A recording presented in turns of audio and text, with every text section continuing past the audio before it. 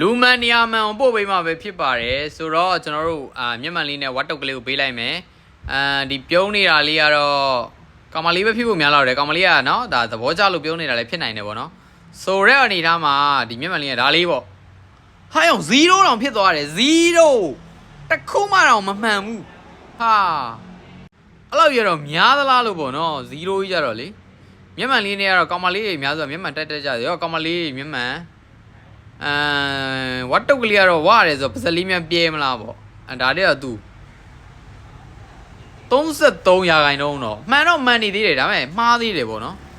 โอเคမှားနေတာတွေမျက်တောင်လေးနဲ့ကောင်မလေးမဖြစ်နေမလားပေါ့နော်ရော့